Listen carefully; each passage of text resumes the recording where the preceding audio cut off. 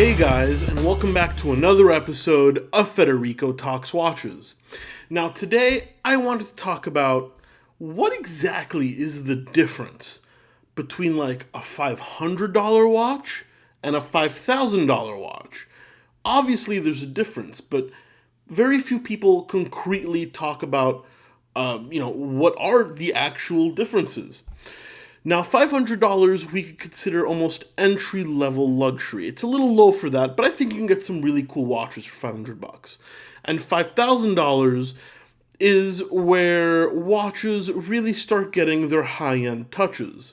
So maybe $5,000 is a pretty bad price to compare it to because it's right on the cusp of like really high-end pieces. So, whatever. I already started this video. So we're going to compare what are the differences generally between a $500 watch and a $5,000 watch. Now, guys, there's going to be a few generalizations in this video for the sake of argument.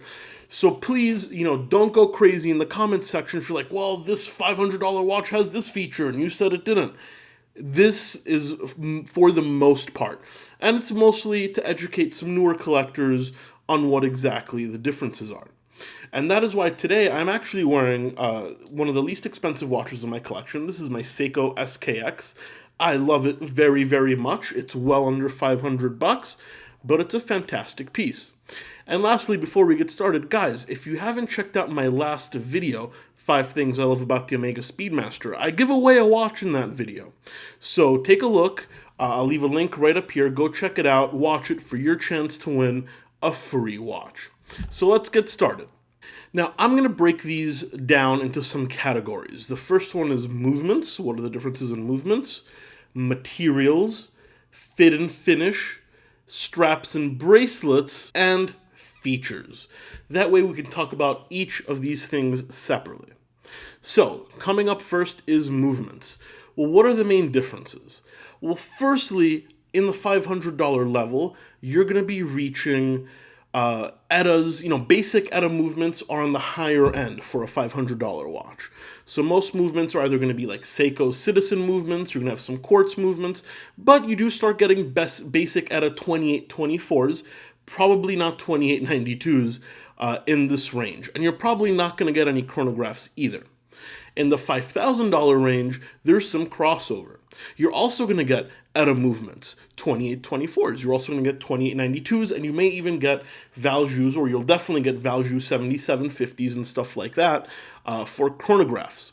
So, very rare you're going to get anything non-Swiss in the $5,000 category, with the exceptions of stuff like Grand Seiko or some rare collector's watches. So what are the real differences between the ETAs in the $500 watches and the ETA in the $5,000 watches? Well, there can be quite a few. The first difference is decoration. In most sub $500 watches, you're not going to have really decorated movements. You're probably going to see a simple brass-coated 2824, maybe a steel one. Naked rotor may have a logo on it.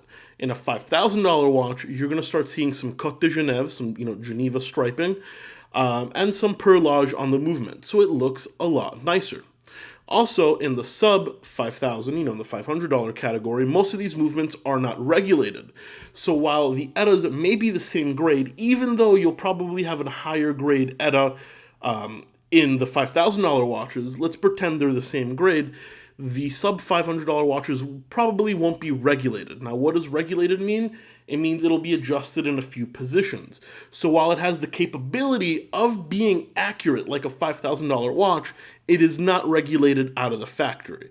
Whereas most watches at about $5,000 are definitely regulated. So even though both movements have the same capacity for accuracy, they just most likely won't be as accurate because no one took the time to adjust each movement. Next, we're going to talk about materials.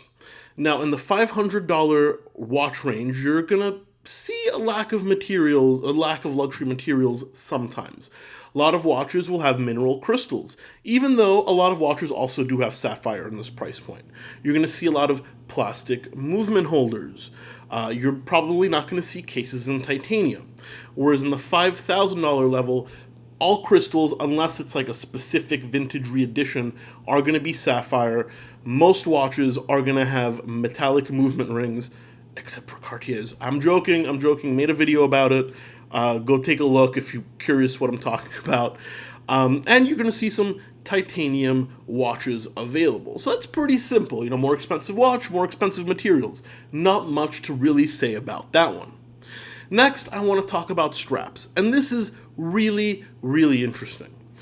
So, if we're talking about straps before bracelets, in a $5,000 watch, I expect real alligator or crocodile.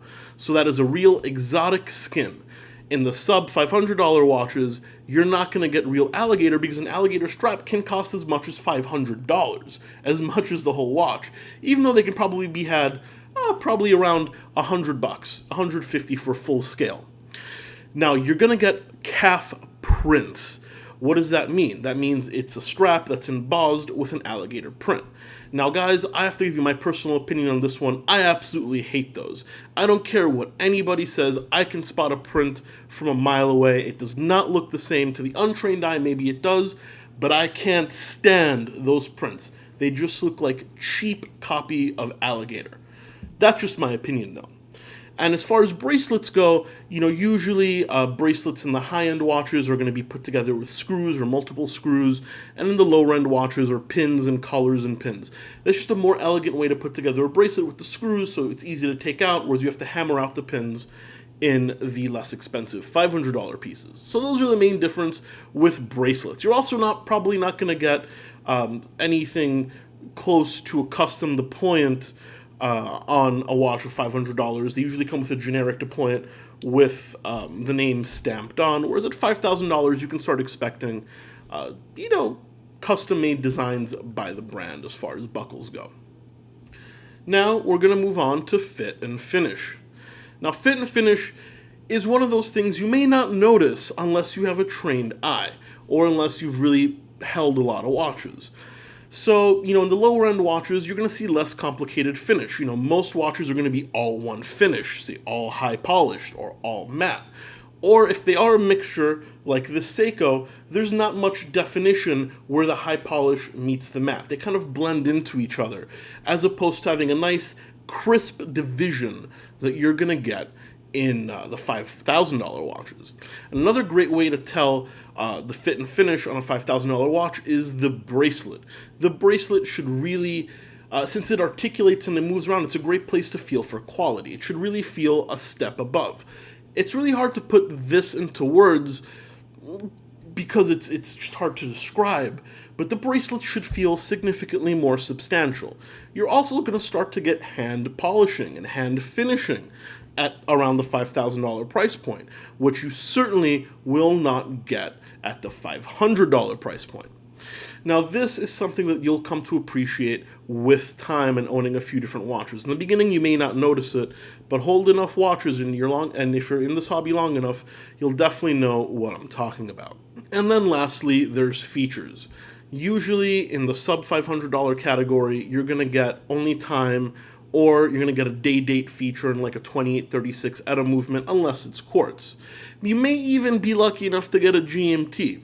But above $5,000, you start to get a lot of chronograph options, even less than $5,000, but you're going to get a lot of chronograph options. You're going to get GMT options. You're going to start getting moon phase options.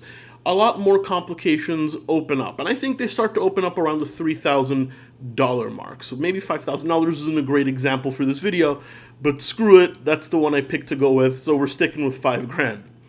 And as I said, you can get those complications in the sub $500 category, but in the quartz varieties. And that's simply because it takes a lot of time to put these together and regulate them, and the movements are genuinely more expensive. Anyway, guys, in a nutshell, that's a pretty basic overview of the differences between a $500 watch and a $5,000 watch. I hope, especially for you new collectors, that you found it useful. Guys, please don't forget to like this video if you found it useful. It really does help and it shows your support for the channel. And don't forget to subscribe. I'm going to be doing more videos like this, maybe comparing 5,000 to 10,000 or 10,000 to 100,000 and even some lower end variants. So subscribe so you don't miss that content. And also, please check out Del Rey Watch Supply. That's my website, delraywatch.com, link in the description, where I put together some pretty cool pre-owned watches for sale and some pretty cool gear as well. You can check it out by clicking in the link below. Guys, thank you so much for watching another episode of Federico Talks Watches, and I'll catch you in the next one. Take care.